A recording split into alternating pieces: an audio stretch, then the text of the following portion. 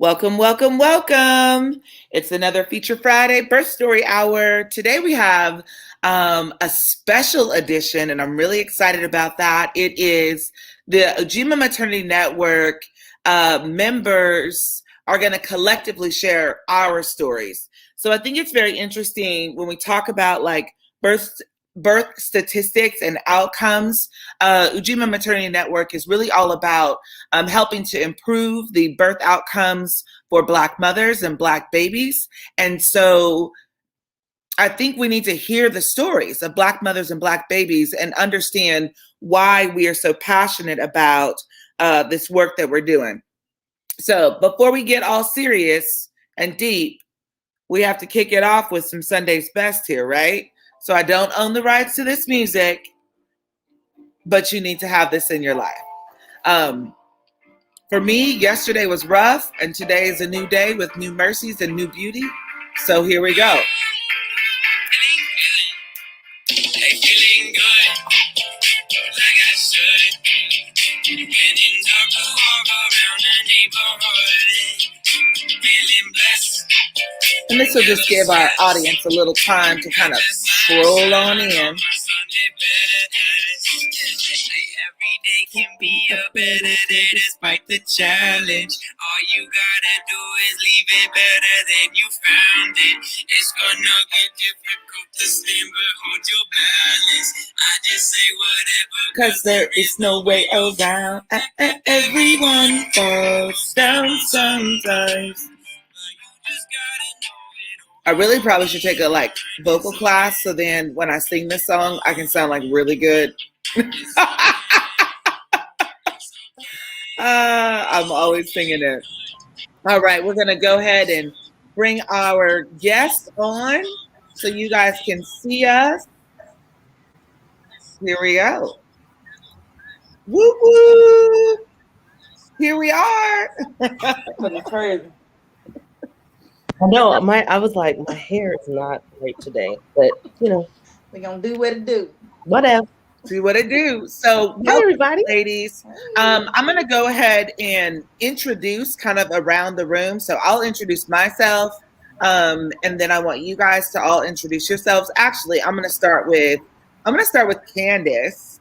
I'm always messing with you, and I'm always like, yes. So we're gonna start with Candace. Tell us a little bit about yourself and what you do, who you are, all that jazz.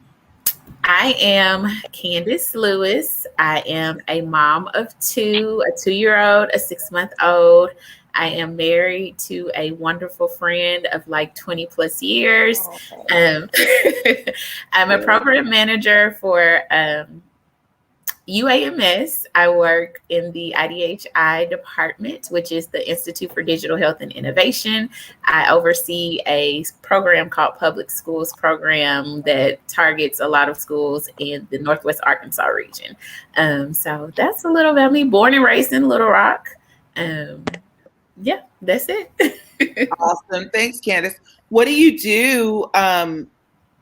So you're here on behalf of Ujima. Did you mention what you do with Ujima? Oh, okay. I'm a board member of Ujima, and I am on the grants committee. And so I help with a lot of the grant projects that we're doing. Yes. She's fired. I'm like, and she's awesome. And there it is. That. Okay, let's go ahead and go down to Sarita. I knew you were going to do that. I'm Sarita Hendricks. I am the owner, founder of Unity Birth and Lactation Services. I also am the vice president of Ujima Maternity Network, and I am in charge of new membership for Ujima. I am married for lots of years, like 15 years. And I have 3 children, 15, 8, and almost 6 years old. She will not let me call her 5 anymore. It's almost 6. Almost. She told me that this morning. So there's that. Get it together. I am a certified doula, a certified lactation counselor, as well as an apprentice midwife. Sweet. Love it. I love it. Thanks, Sarita. Thank you. Go ahead, Regina. Tell us about yourself. So I'm Regina Chatton. I am the owner of Regina Chatton Doula Services. So yes, I am a certified doula as well. I am also a founding member of Ujima, and currently I'm the treasurer. So I'm a part of all the committees that has to do with some money exchange. So that's me. I've been married to my high school sweetheart for 13 years. We have three kids, 16, 13, and 5. Nice. I love it. I love it. Well, just a little bit about myself. I'm Nicole Fletcher. I am the owner and operator of Nurturing Arrows Doula Coaching Services. I am a doula. I am a lactation counselor. I'm a childbirth educator. I'm a placenta encapsulation specialist. I love birth dancing and I teach birth dancing. I also am an apprentice midwife. And for Ujima Maternity Network, I am the current president and one of the founding members of Ujima. So I'm definitely thankful and honored to be in this space amongst these ladies and building this amazing, I'm going to call it, we built an empire here. Yeah. So definitely excited about that. I am the wife of one Dr. Philip Fletcher. And we have 3 children. Yeah, I always say that I'm the wife of one. That's a big deal. And he won Philip Fletcher. I feel like nobody else could do what I do.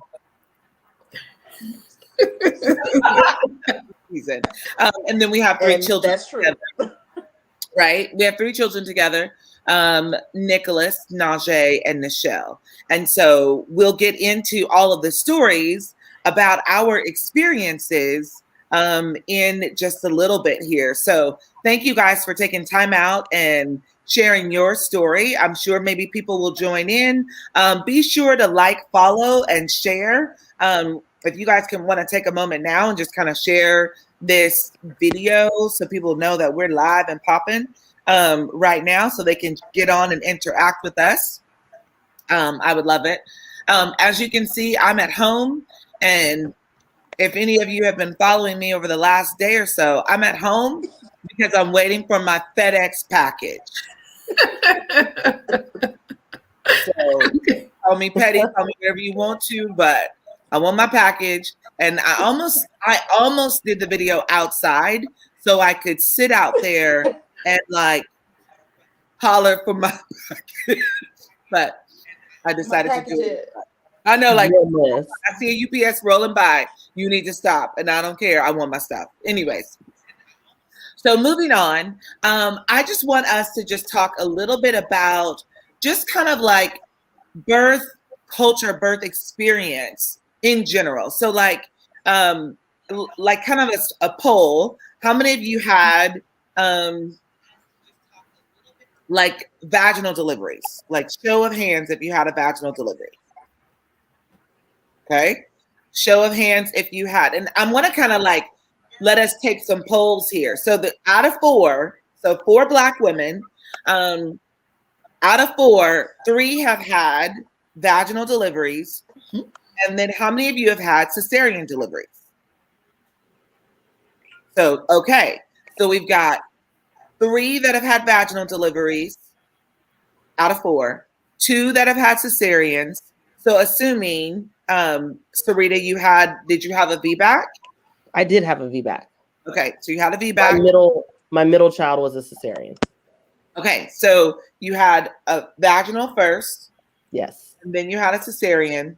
Yes. And then you had a VBAC. Yes. Okay, so we've got 3 babies, 3 different experiences from Absolutely. one. And then 3 different types of births, I guess is what I would say. Regina, tell us a little bit about your birth experiences. Did you pursue VBAC? Did you know that was an option? Tell us a little bit about that. So I did pursue a VBAC for my second child. This is where the importance of having someone knowledgeable sitting next to you and like kind of calming you down a little bit and giving you the information. So I had the information because I just researched that type of stuff. I've always loved pregnancy, but I was tired and I was like, just come get this baby. And Mm, I feel like if I had that doula or that person in my corner, they would have encouraged me to keep going and that everything is okay, which I knew everything was okay, but I was tired and I didn't have that encouragement to keep going and fight for it, which I didn't have to fight for it. I had a wonderful OB, but she would have done, and she did do anything that I asked her to. So, I mean, mm. and I'm okay. I'm fine with it. Like I said, that's my story, but and that's what I try to work with my clients with. Look, I'm in your corner. You can do this. You can wait for your baby to come to a certain extent, But yeah, that's my story there. Yeah. Awesome. Awesome. So when you think about, I don't want to keep pressing you because obviously somebody's calling you, um, but when you think about like your first cesarean, do you know like today, how long ago was that? How old is your oldest? So I'm sorry, 16. you were 16. So 16 years Mm-hmm. ago, did you know like why you had a cesarean in the first place? I mean, yeah, it was an induction. My body was not Okay. ready. Okay. I was that day. I was 41 and one. Okay. Um, I labored. Well, I labored for 3 days. I wasn't in labor. Mm, And they broke my water, so that's it was over with. I had to it leave with the seals the baby deal. some type of way. Right. But yeah, Yeah. Okay. So, and you feel like a failed induction was the reason for your primary C-section. And then once you had your second, it was like, I'm kind of tired of being pregnant. I don't really, let's yeah, just do what I've done before. Right. yeah, Okay. Cool, pretty cool, cool. much. Yeah. Sarita, tell me a little bit about your experience from your first to your second. So your first experience was a vaginal delivery, and then you moved into your second and you had a cesarean. What do you think were the differences, or what was the reason? Do you feel like you had a cesarean for your second? So my oldest was a vaginal birth. She was an induction at 42 weeks. Okay. I didn't have a reason, like I wasn't not okay with being induced. But I did plan to have an unmedicated birth with her until I was young. The first contractions hit, and I was like, nope, give me some drugs. I got an epidural and got another one and got another one and got another one. I had they placed it 6 times and it never worked. So I ended up having her without pain relief, and I delivered by the time the placenta was delivered, I had relief.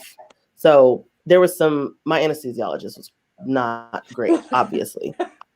So I had an unmedicated placental birth. I mean, a medicated placental birth. And Um, so with my intended second, dedicated vaginal delivery that didn't hit until. right, right, did not hit. Wow. So with my second one, which was 6 years later, I planned on having an unmedicated vaginal birth again.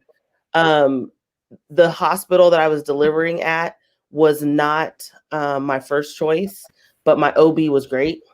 So me trying to chase my OB and make sure that she was the one that delivered my baby, because she was the only reason that I was getting the treatment that I needed to have at that particular hospital. I agreed to let her induce me again with him. Mhm. 3 days past his due date, 2 or 3 days, I can't really remember. And that was great. I made it all the way to 9 centimeters. My water broke. I was doing fine until he wasn't doing fine.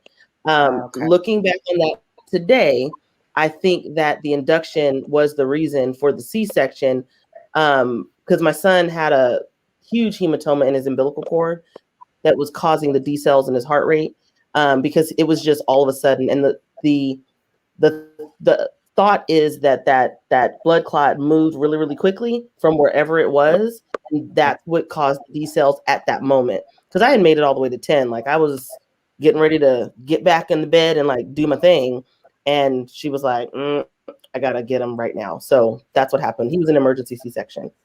Yeah. Um, So I think And that's why. Go ahead. and looking back, do you feel like that was a medically necessary cesarean delivery? Yes, I think that was a medically necessary C-section. Because I saw the cord after he was born. She showed me the cord. If I had waited, who knows when that blood clot would have moved, either up Right. towards the placenta or down into him. There's no way Right. to tell where it would have gone. Yeah. So I think the best thing at the time was, and she made the right call, was to have the C-section. Yeah. So I feel like Okay. that was medically necessary. Right. Great. That's good. And so, what's beautiful about all of this is that we have a variety of experiences for a variety of reasons. And those reasons can be like, sometimes they can be pointed out, but we have modern medicine that is available for that purpose and can be utilized when necessary. Candace, tell me a little bit about your experience. Like, you had vaginal deliveries. Talk to us about some of the things that you had in place that you feel like helped you have successful vaginal deliveries. So for me, the very first thing is that I had a doula. And so I always knew that whenever I became pregnant, I would have a doula from learning about doulas, which I probably learned about doulas maybe 3 or so years prior to ever getting pregnant. So I think that helped. And then kind of knowing my options, making sure that I was connected with the right OBGYN that was kind of in line with what I wanted for my pregnancy, my labor and birth. I think that helped to have a successful pregnancy and delivery. With my first, I did have to get induced. And I was not happy about that because from what I knew about inductions or had researched is that they typically lead to C-sections. And I was terrified of getting a C-section. So I did some kicking and screaming a little bit about getting induced. I was not happy, but I was definitely past my due date. And that was kind of one of the things my OBGYN kind of stopped once she has a limit as to how far she'll let you go past your due date. And so that kind of determined, my delivery and when I would give birth to him. So the induction was not fun, but I made it through it. So, and I attribute a lot of that to my doula because I don't think that it would have gone very well without her. I had not dilated any with my son through my pregnancy. So when I got the induction, the pain I felt immediately from it had changed my whole birth plan because I was supposed to be up and moving and doing all the things, right? No, when that pain hit, I was laying down and I was just like, if we don't do something about this soon, I'm not going to make it. So, yes, but he came and I don't think I didn't have any real issues there. So he came and was fine and that was successful. My daughter was the same for the most part. She came on her own, so I didn't have to be induced, although she was about 3 days past her due date. She did come on her own as well. And ironically, I said I would not have another baby without my doula, and my doula was present via phone, but not in person. So, but that birth experience was a little different. The induction, I always say it was painful, but there was a sense of like progression and calmness. And I was able to be in tune with everything that was happening. My daughter, not so much. It was a lot going on in the background, a lot of distractions. The pain seemed more intense, I think, due to everything that was going on. And so, even though I got her here successfully, it was just a lot different from the induction. So people probably wouldn't agree that an induction is their favorite type of way to give birth, but I preferred that considering the atmosphere that I had at the time. So we'll get into the atmosphere and like why for you an induction kind of made a little bit more sense and why the spontaneity of your labor during the snow apocalypse, made it a little bit different. Like that hit different.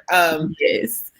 Way different. Like just different. I don't think I've ever that was a first. So for my experience, like I had my son, my oldest, Nick, he is currently 20, is he 23? No, he's 22. He's 22. Background, he's like, wow, he's 22. Look at life. But so 22 years ago, he'll be 23 this year. So I was kind of like tossing. Anywho, I delivered him in California. And so we were in Moreno Valley, California at the time. And so he came 10 days post his due date. We took a childbirth class, partly, I say. It was really weird. And it was really like, what is she talking about? Like, I was very young. My husband and I were both very young. I was like 21, 22, about the time that he was coming. And it was weird. It was just weird. Like the stuff she was talking about, like I talk about those things now, and I always remember how weird that conversation was for me at that age and at that time. So when I'm approaching people now, or families now, I'm like, okay, there are certain things that are just weird about this process because we don't talk about them regularly. Anyways, all that to say, we dropped out of class. And because I was like, I'm not going back. It's weird. So I had, there were 2 stories of women that were pregnant and got epidurals and were permanently paralyzed from the epidural placement while I was pregnant with my son. These were national stories, and they were, kind of, I don't even know where they were, but I remember seeing that and reading that across the screen and being like, well, I don't care what kind of pain childbirth brings. I'm not getting an epidural. Like, nope, because I plan on walking. Like, I don't care what happens. I need to walk after this. So that was my motivation for unmedicated labor. Again, I went to my doctor's appointment, and my doctor is Dr. Tuggle. He was a Black man. My mom was not really impressed with Dr. Tuggle because he was not in a hurry for anything. Dr. Tuggle was like, it's fine. No, kind of reminded me a little bit of Dr. Singleton, just real chill, real low key. At the time, I thought it was a problem. Now looking back, I was like, okay, cool. Dr. Tuggle was like, he was kind of cool. So anyways, but I did go to that appointment, and I remember him saying, your amniotic fluid is low and you need to go over to labor and delivery. And I was like, okay. So that was 10 days post my due date, get over to labor and delivery. Again, maybe if I stayed in class, I would know some of this stuff. But I was like, what does any of this mean? Why do I have to like have him now? Anyways, so they induced me with Pitocin. So I'll tell you what, if anybody in this group or online looking at this has had Pitocin, like I felt like Pitocin was the devil. I know that there are times when Pitocin can be beneficial. So I'm speaking right now as Nicole, the woman giving birth, not as like a doula, not as an apprentice midwife, just as the woman giving birth. For me, Pitocin was like a nightmare. I was like, why? I'm vomiting. I don't feel good. These contractions are coming. My husband's trying to be supportive, but he doesn't quite know how to do that really well. And was doing things that was, supportive, but not in the right kind of way. And so that made it additionally challenging. And I remember multiple times requesting for them to cut the baby out. And so they were like, ma'am, I'm sorry, we can't do that. And I was like, I don't know why you can't. Like, y'all do it all the time. Like, cut this baby out because I'm tired and this is hard and I don't want to do it. I'm vomiting. I remember like vomiting and apologizing to the nurse, like that I didn't get it in the toilet somewhere neat. You know what I mean? I felt bad. But I was like, but I'm in pain and I need help and I don't know what to do. And so my husband kept like wiping my face and like holding my hand with the IV that was placed. And he was like, shh, shh, it's okay. It's okay. Right. So he was like helping me in what he felt like was helpful. But I was freaking out because you're touching my face. I'm sweaty with your hand that I don't know where it's been. And you're like touching my face. That's open pores. So that was the first thing. And then the second thing is holding the hand with the IV, and like, what if it slips? And then they have to place that over again. Like, the last thing any woman in labor wants is for that IV to be an issue and to have to deal with that IV. Like, I'm not lying. I know I'm not lying. So, and it was in my hand. So I remember that, and he's holding his hand and shushing me. So I couldn't get a word in. And my mom was like, Nicole, what's wrong? And I was like, he's holding my hand with the IV and he won't let go. And then my mom was like, Phil, why don't you just go to the other side and hold her other hand? And he was like, I don't know what her problem is. I'm just trying to help her. Da, da, da, da. And so, like, he walks to the other side, and then he holds the other hand.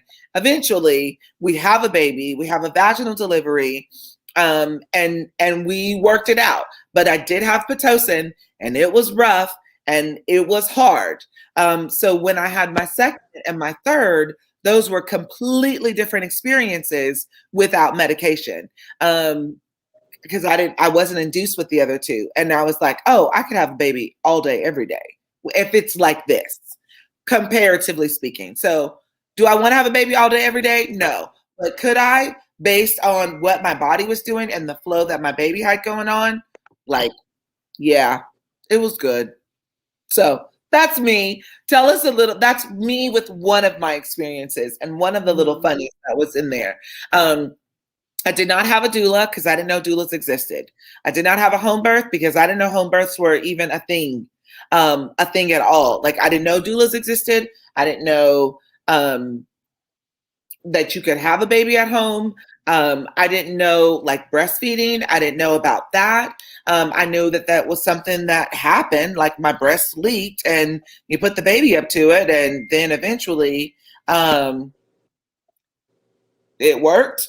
But when I had my son, they would not let me leave the hospital until they could measure how much milk he consumed.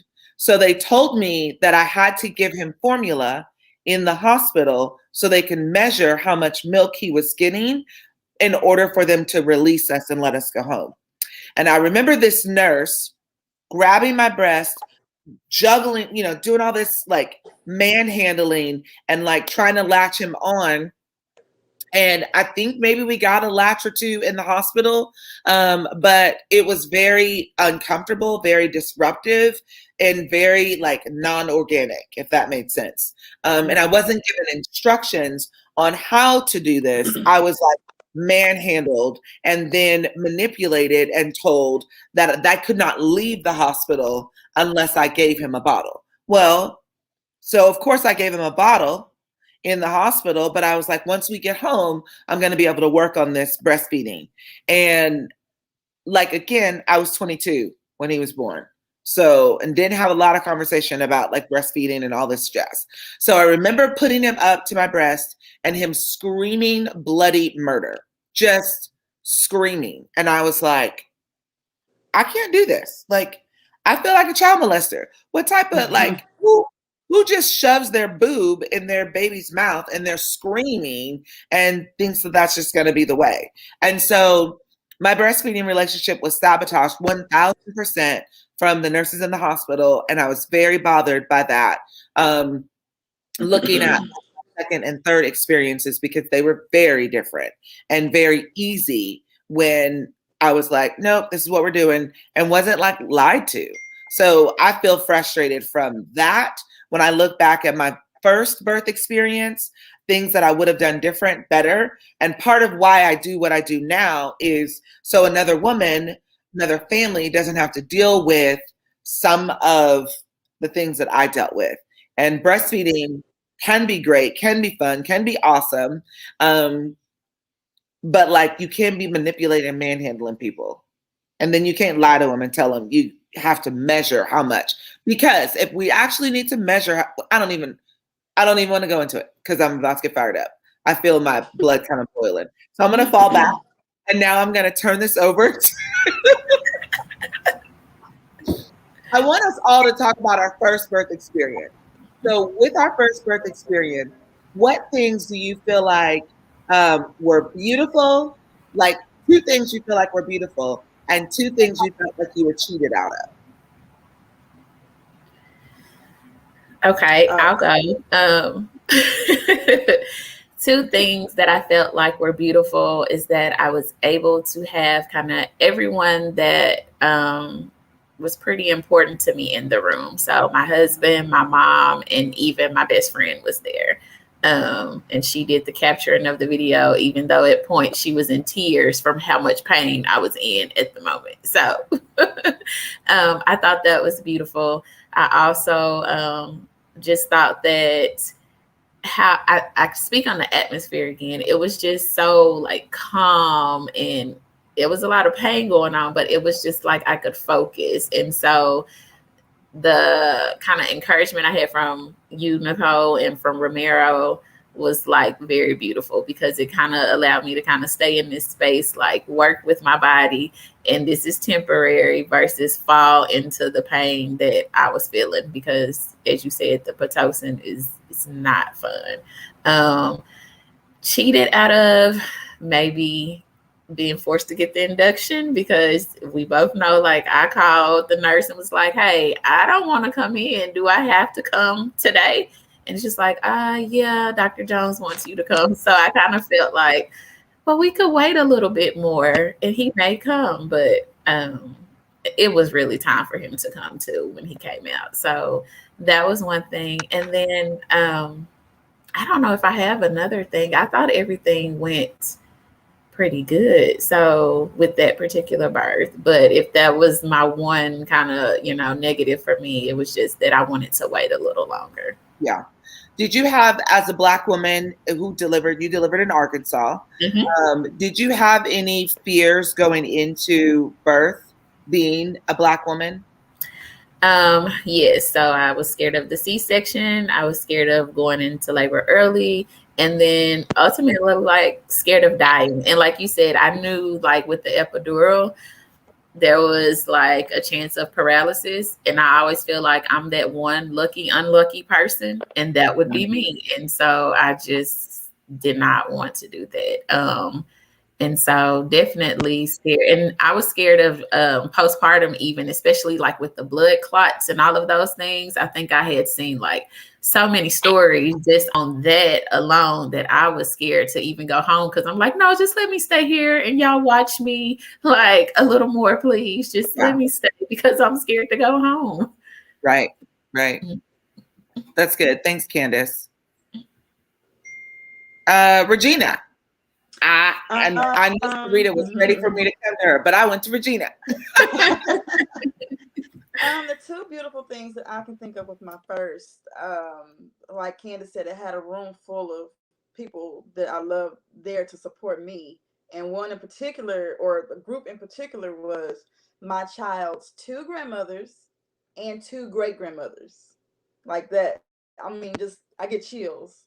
Like, no, that's awesome. But anyway, I think my doctor was Dr. Orange at the time. She was very forthcoming. Like, she told me everything that was going on. Now, backtrack a little bit. I still feel cheated out of that vaginal birth, and I say that because my water was literally broken for 24 hours, but I wasn't in labor. So I feel cheated out of that. And that's really the biggest and the only thing that I feel cheated out of. I mean, most important, I guess.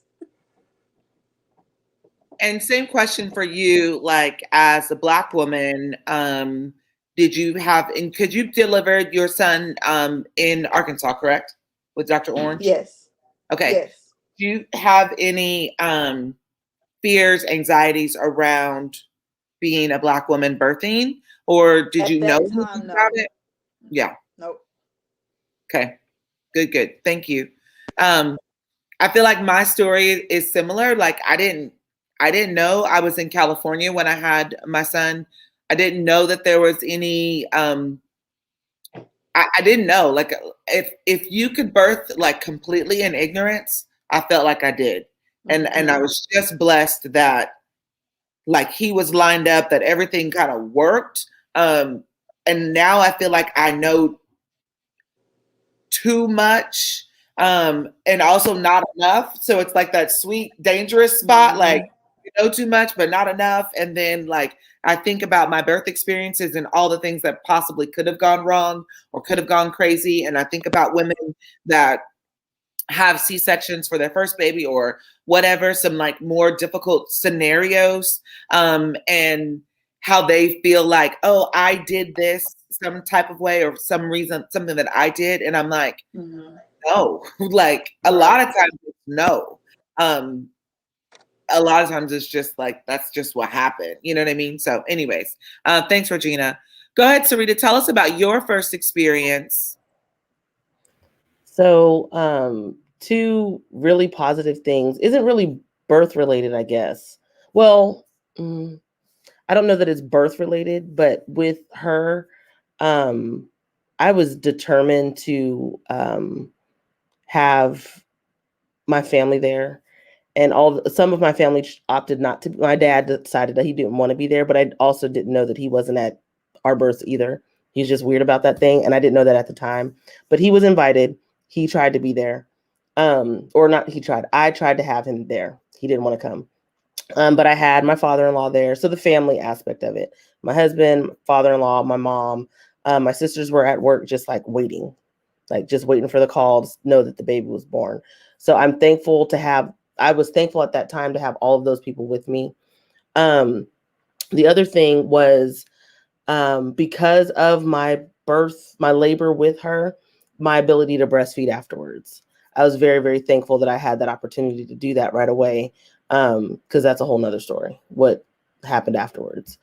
Something that I was robbed of, pain-free. Like I wanted the natural birth and decided to go ahead and get the epidural and suffered through all of that craziness just to not have the relief that I wanted. And that I think is more disappointing than anything. It's more disappointing to me than having the medicated birth that I didn't want in the first place. Yeah. Because at that point I was dead set on, okay, I'm gonna get some relief. I'm gonna do this.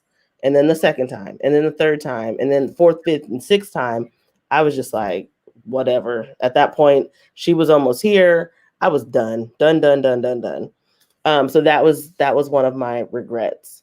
I also regret, like my doctor, it was in California, and my doctor was great, except for the fact that he was all into episiotomies, and I did not want one. And during that crowning stage, he said, I'm going to let you know when to stop pushing, because like we can stop pushing when that baby's coming out, right?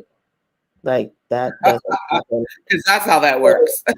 He told me that he was going to tell me to stop pushing so he could make the cut. Well, in my mind, I'm like, not if this baby comes out first. So I like pushed through hard, and I ended up with a 4th-degree tear. And I regret that. Like I regret allowing him to get in my head and scare me like that. But also I didn't want that episiotomy. Like I just didn't. Yeah. Maybe I should have, or else I wouldn't have ended up with a tear that bad. But anyway, I don't know. So that was that with the first one. Yeah.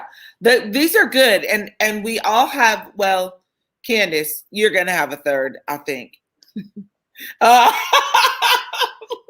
You're going to have a third eventually. So let's talk about baby number 2 and like same things. Like, you know, what did you add different, or what did you take away from baby number 1 to baby number 2, and how was that good? And I'll just go first since I'm talking. Baby number 1 to baby number 2 for me was not induced. That was the number one thing that like made the whole scenario different and better. I was not induced. I like labored at home for a really long time, got to the hospital about 2 hours before she was, you know, born, and like really just vibed well. I feel like the best part about that labor was I just did it, you know? My husband was away. He was in the military at the time. So it was just like I moved to Arkansas. So this is a baby that I had in Arkansas. I delivered at UAMS, and my parents live in Conway and at the same house that they're at now. So like, and I live next door to them. So it was the same distance. So about probably 45 minutes really from like door to door and getting into the hospital. And I remember my mom was like, Nicole, we can't be here all day. You gotta, let's go. You really doing this. And she was feeling antsy about like how long it would be and then having to get there.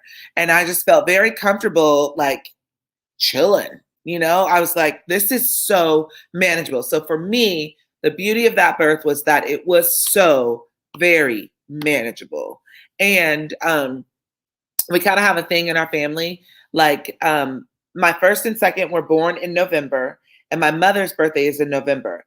And so all of the babies that were born in November, my mother was able to physically be present for. So she was there at Nick's birth, who was born in November, and then there at Nasha's birth, who was born in November. But then she didn't make it to Nichelle's, not because she wasn't trying, but like she didn't make it. And then the same thing with all of my siblings. We all have a child that was born in November, and mom was able to make it for all of the babies born in November. Weird, but also super cool. So I think things that I regret, like, or feel bad about, or felt like I was cheated out of, I don't have that with her. I mean, I feel like maybe I was cheated out of like not having a doula and maybe not having a home birth, but like outside of that, like it was rocking and rolling. Like, and I was able to breastfeed right after, and I breastfed until she weaned herself. And like, literally she was like, no, I don't want it. And I was like, rude. But that's pretty much her personality. Like she's in or she's out. So that's mine for number 2. And I don't think that I feared,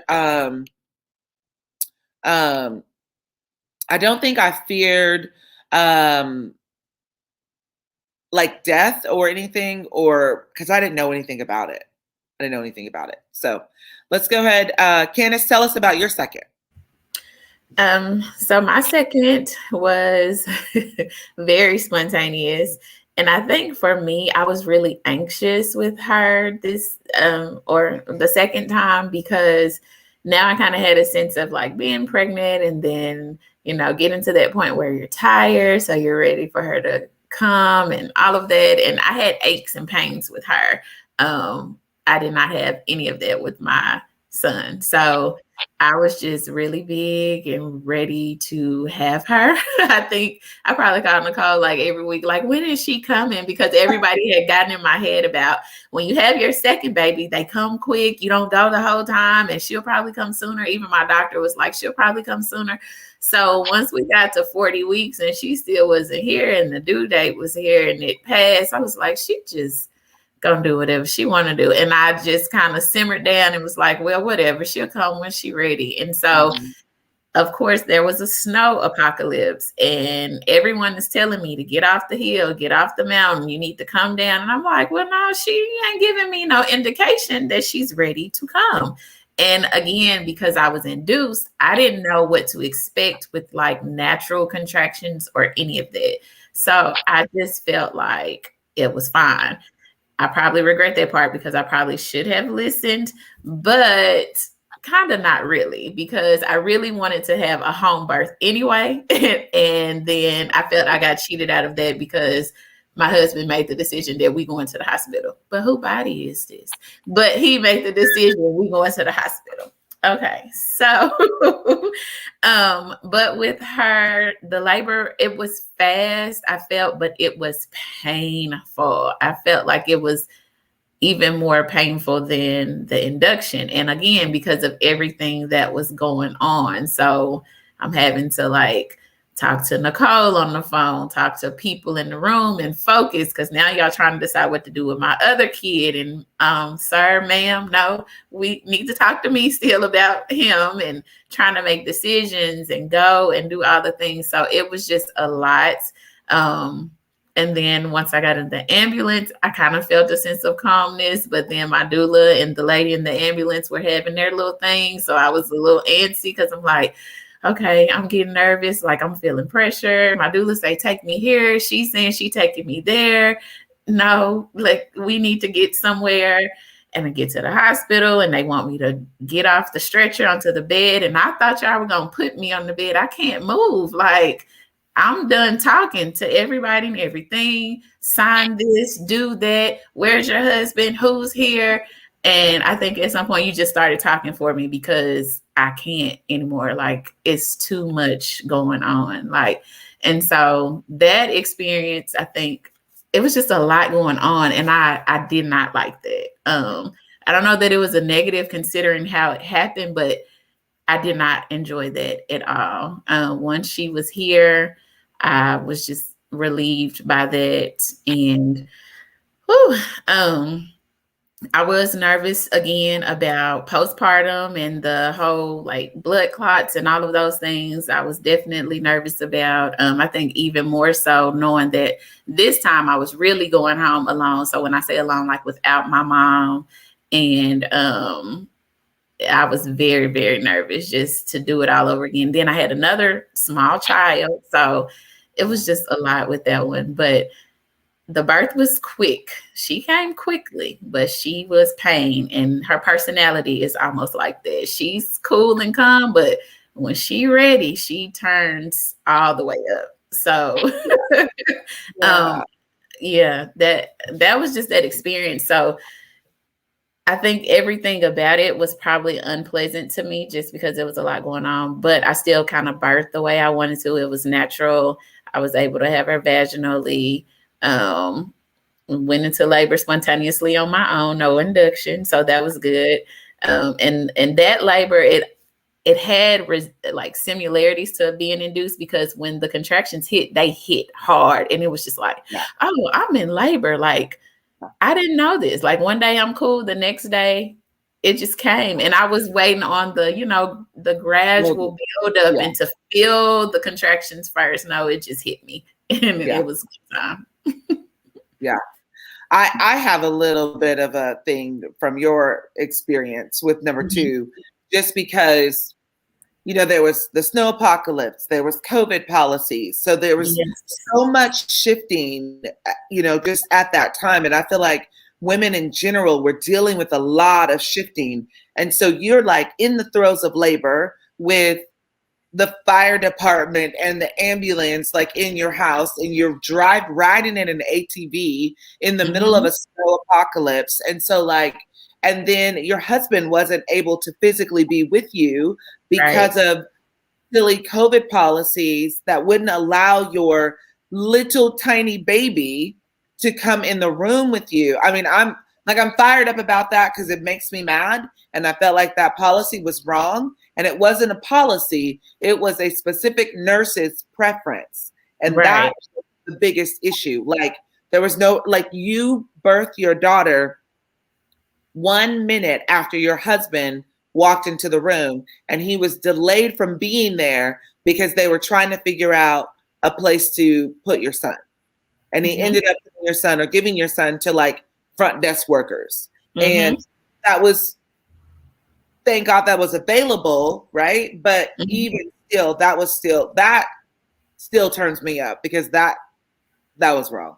Yeah. And I add to that because and like I said, it was a lot going on. Cause I remember after I pushed my daughter out and I finally turned over and laid down, that was kind of my first question. Like, where's Corbin? I couldn't even continue to focus in the moment because I see you here now. Where's my son? Right. So, yeah. Yeah. And so that's a big deal. And I feel like hospitals and individuals need to have more compassion and more there's a policy, and policies are in place for a reason. And that's kind of how we kind of generally move. But then there's always an exception to whatever rule. And you have to look at the human in front of you and make decisions from a place of humanity. And I felt like that decision was not made from a humane interaction. It did not make sense. And there was no reason that your baby could not be in the room with you and your husband. It's not even logical. And then people wonder why folks want to birth outside of the hospital or have unassisted labors and do all of this type of stuff that they feel like is risky. Well, if you would change some policies that include human interaction, maybe we wouldn't have that. Okay, I digress. Go ahead. Sarita, go ahead, because I know you've got a moment. You guys are cracking me up. Well, Nicole is cracking me up. Okay, baby number 2. Yep. I forgot the question now. 2 positives, 2 negatives for baby number 2. Okay, so I positive. That time. I'm like, I can read your lips, so I was good. Okay, so 2 positive things with baby number 2. The first positive that I will be forever grateful for is to have the OB that I had in the hospital that I had. Because had I not had her, I was able to have a Black woman OBGYN with my pregnancy, my birth with my son. She moved mountains and did things I feel like were extraordinary at the facility that I was at so that I could have the birth experience that I had. I was looking for an unmedicated labor. I didn't want an IV hooked up to my arm. I did do the hep lock. She did some things that were not necessarily allowed, so that I could attempt to have the experience that I wanted. And that is one of the major things that I'm grateful for with my labor with my son. The other thing that I am grateful for is my ability to really labor without, because it was an induction, but I was able to sustain through the entire labor up until 9 centimeters without the pain medication. I have a very low pain tolerance. Like I'm a big, I almost cursed. I have a big baby. So it was very important to me to try to get through things as naturally as possible. And the reason I had the hep lock was because I had to have IV antibiotics. I forgot to say that part because otherwise I wouldn't have had anything. So with that birth, I was pretty proud of myself, very, very crushed when I got to 9 and they were like, well, got to do a C-section. That was a little bit heartbreaking.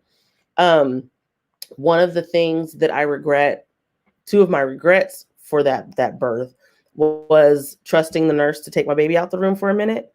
Because she gave my baby a pacifier. I had to get up out of my bed. I had just had a C-section and I got up out of my bed and walked to the nurse's station to find her like she had the pacifier sticking it in her pocket. Had my baby in the little bassinet. Now the time, but like a few minutes before that, she had brought him in because I wanted to breastfeed him. And I was like what happened? Things were great. And now he's like a little piranha. What's going on? So I sat and I thought about it for a minute. And I'm like, they must have given him a bottle or a pacifier. Those are the only 2 things that could have created the fire that was going on in my chest. So when they took him to do his little test, it was taking a long time, longer than I thought it should take, longer than that test took with my daughter. So I got up and I hobbled on to the nurse's station. I was 2 doors from it, so it wasn't like a long walk, but nonetheless, I walked down there and I asked her, did you guys give him a pacifier? And she was like, no, as she's slipping a pacifier in her pocket. And I was mad. And I also signed out of the hospital after that. I was done. So I think that is the major regret. Like I only one, and that was it. Letting them take my baby out of my room. Yep. Unmute yourself. Tell your story. FedEx is at my door. Oh, go, Regina. Go get your door. Okay. Go get your package. Go get your stuff. You want me to talk? You go get your stuff. Okay. Well, my second was a scheduled C-section. So again, like I said, I wanted to be back with her, but I was tired. So we scheduled a C-section. Now, y'all know, like later ultrasounds give a later date than your first ultrasound. So they changed my due date. In the back of my head, I was like, I don't know about that. So we thought she was being delivered at 39 weeks. My baby's APGAR showed she was 37 weeks. I mean, she was fine. She was fine, but I wish I would have waited. I wish that date wasn't changed so that she may have came on her own. Who would have known? And I wouldn't have been tired, you know. So, yeah, that's really it. My There's no bells and whistles with that one. I will say she was yeah, she's got a package. I will say she latched beautifully. Like that, all the things that went on, you know, that her latching on like immediately, and like sometimes newborns latch on for like 5 minutes and they fall off. You know, she was latched for a minute. Everybody wanted to hold her. It's like, she's eating. Sorry. But yeah, it's really no bells and whistles with her. I mean, of course, there's bells and whistles because she's Amber, but that labor or that C-section wasn't anything, which is routine. Still amazing all the same, though. Mm-hmm. Yeah. I love it. Okay. She's all distracted now.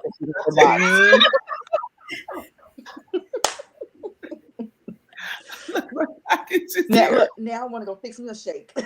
And now I'll be right back. Exactly. Okay, that's so awesome. Sarita, you're going to step back and you're going to come back, right? Okay, cool.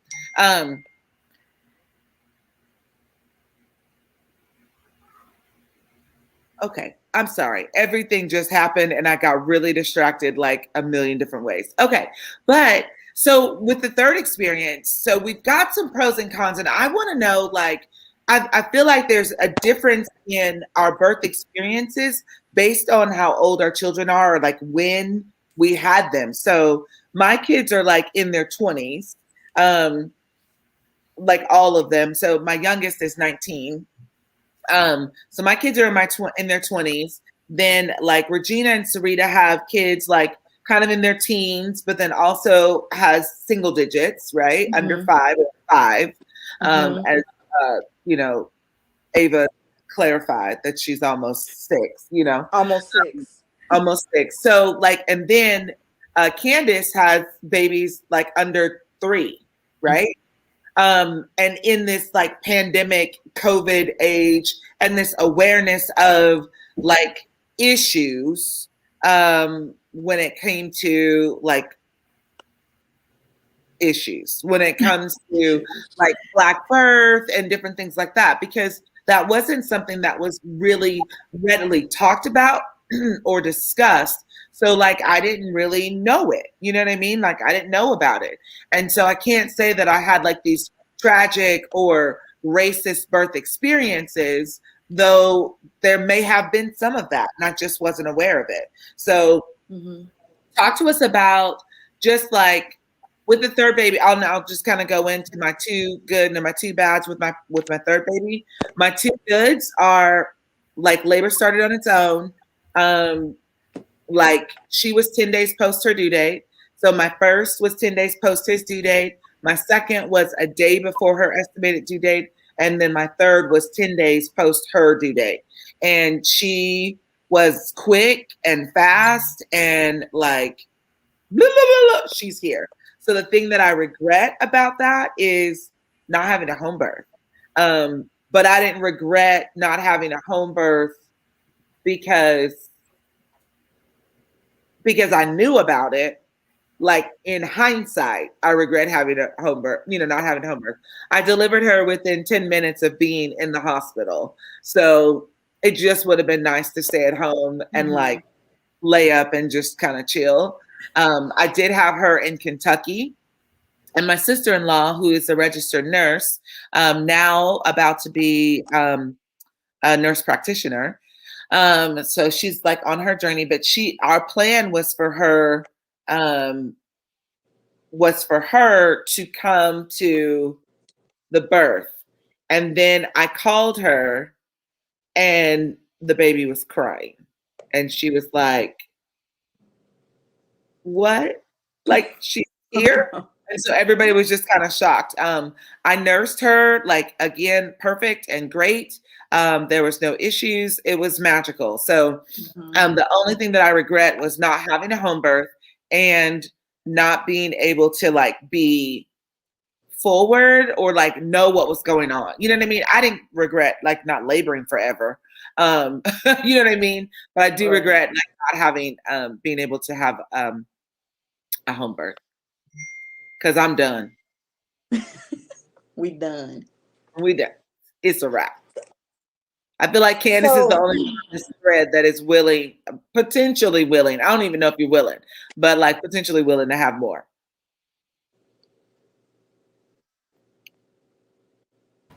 Well, I can't speak. So, with you saying that, I can't speak on a third, but I will say if a third is in the future, and I've given myself a deadline for that. So, because age is a factor, it will be a home birth. So, from the jump, so the husband will be on board.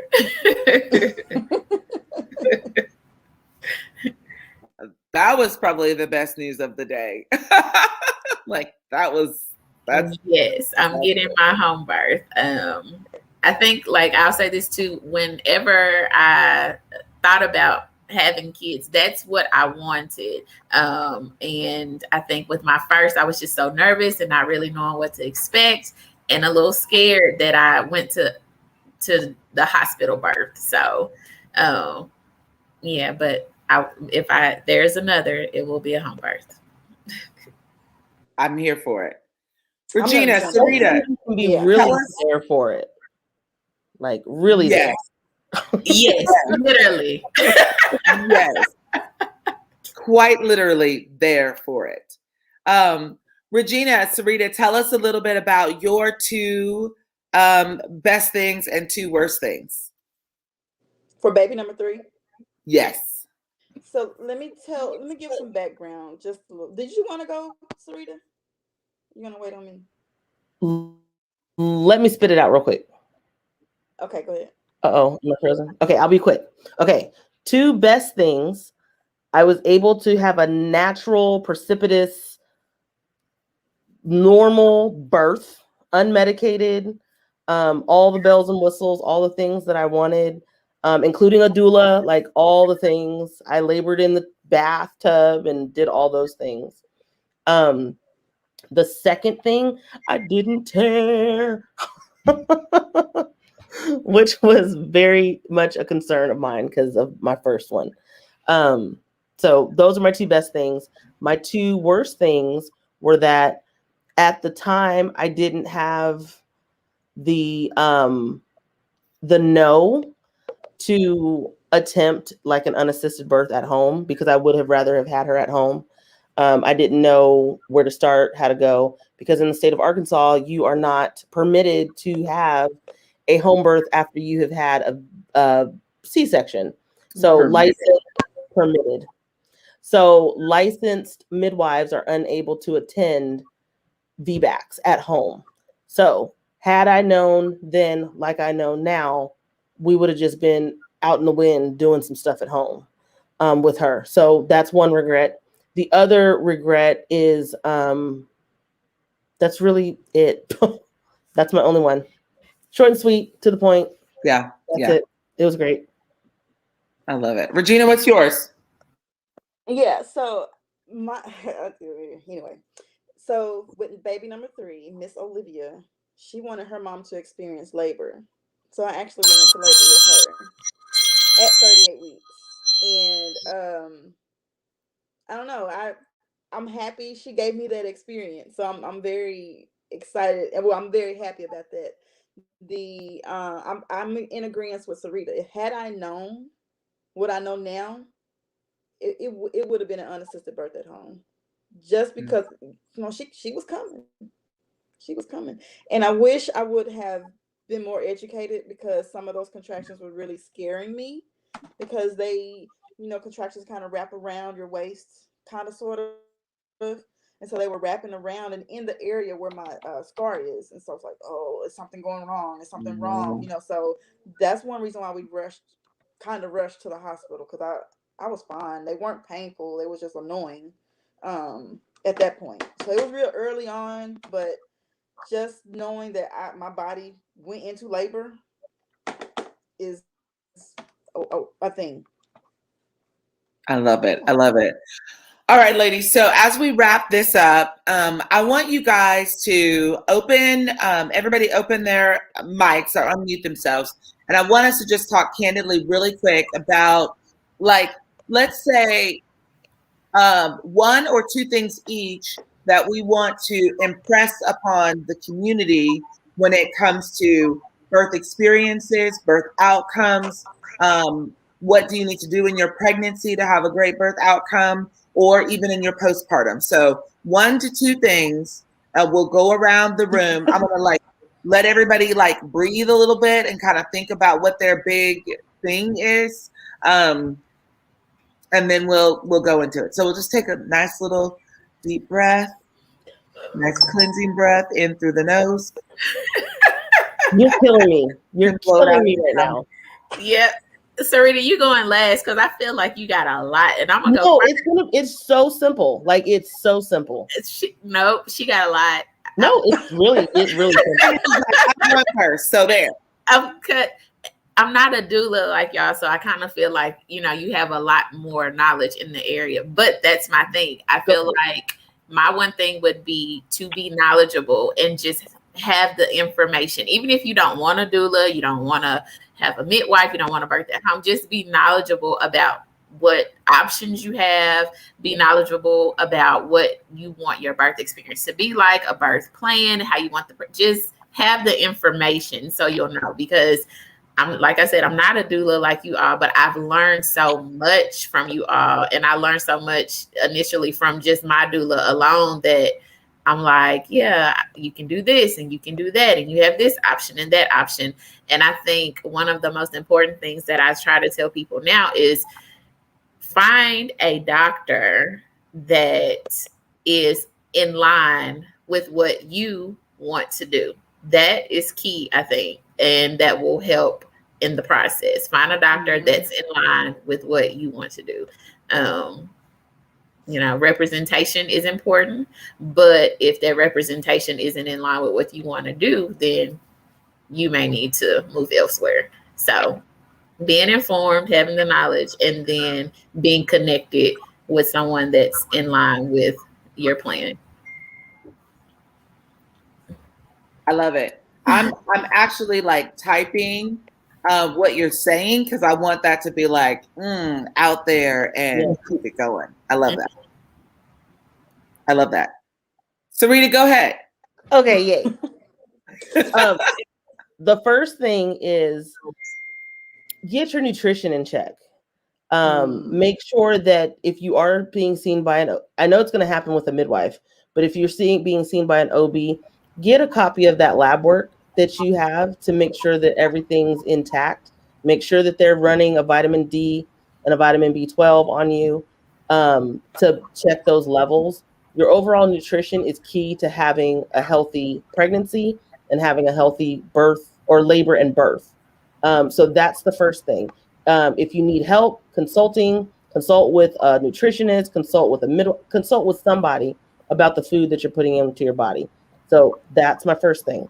My second thing is be comfortable. Well, not be comfortable. Know that you don't have to just accept what's given to you. So just because that's the norm or just because that's the way it's always been, that doesn't mean that's the way that you have to do it. You like Candace said, have your birth plan. Do some research into the things that you want to have for your own labor and do it. Like, don't just settle for the okie doke or we don't do that here. Go somewhere else. Like, find somewhere and someone that's going to fall in line with what you want to do. I had a third thing and I forgot it already. So there's that.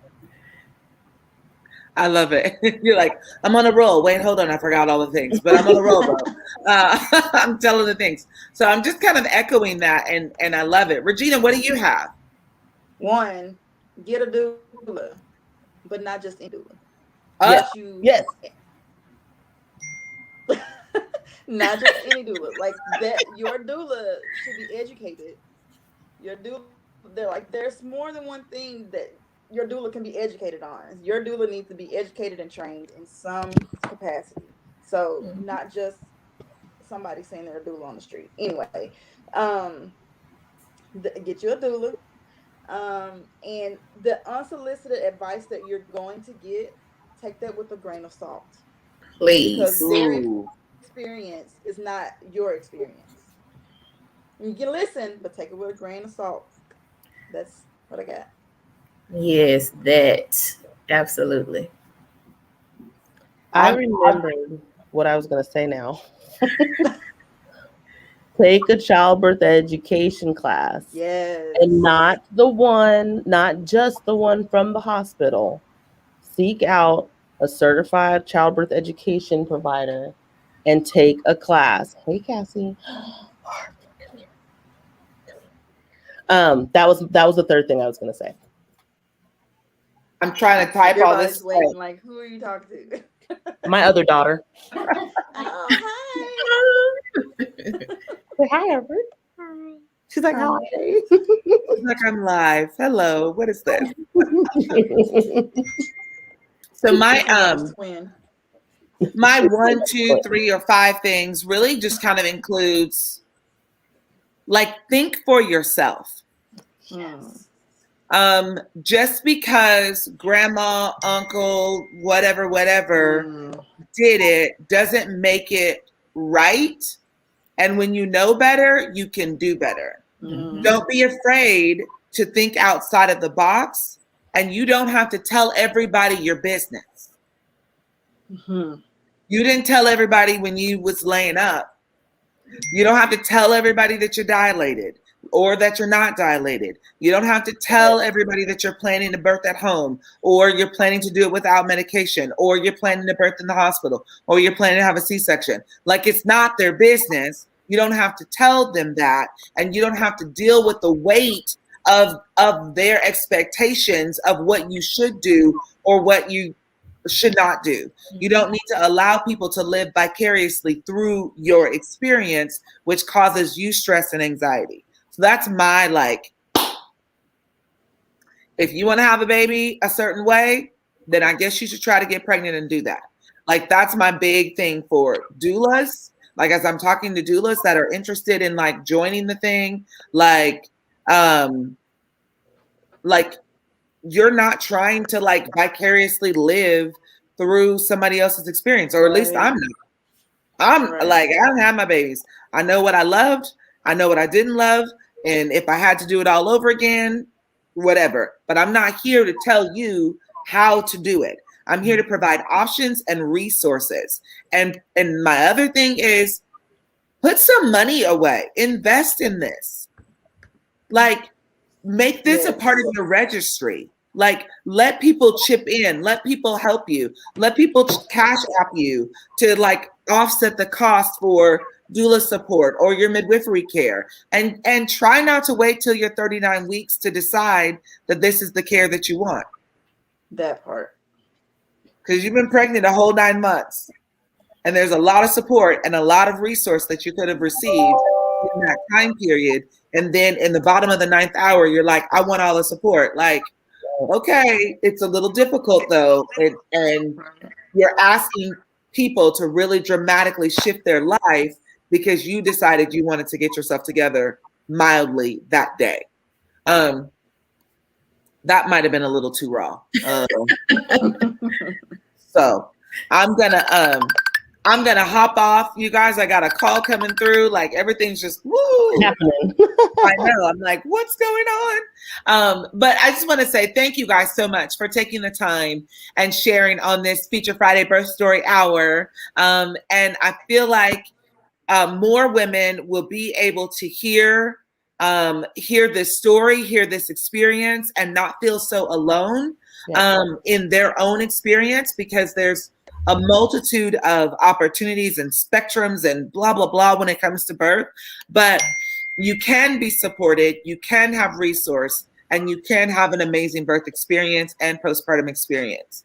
And we're here for it. So reach out to us. Reach out to Ujima Maternity Network. You can reach out to Candace. You know, we've got grant opportunities. We've got other things like she's vibing and thriving. She's about to be working this lactation. She's about to be crushing that game.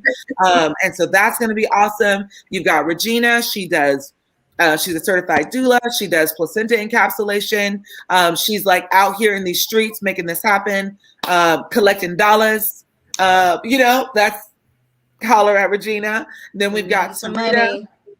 Yeah, we got Sarita over here, like certified doula, apprentice midwife, like in the streets. She also does a placenta encapsulation. Just really like thriving and vibing for our community because we can be amazing. We are amazing. We just need to network and connect, share the resource, talk about this. Don't let the childbirth experience be the first time you talk about like birth with your children or with your family or your community. Like start having these conversations. Stop eating like trash. Start putting like good food in your body so that you're not struggling with conception in the first place. There's a lot and I'm digressing. I'm getting all fired up. So I will see you guys next Friday. For an awesome Feature Friday Birth Story Hour. And in the in-between time, in the meantime, stay up.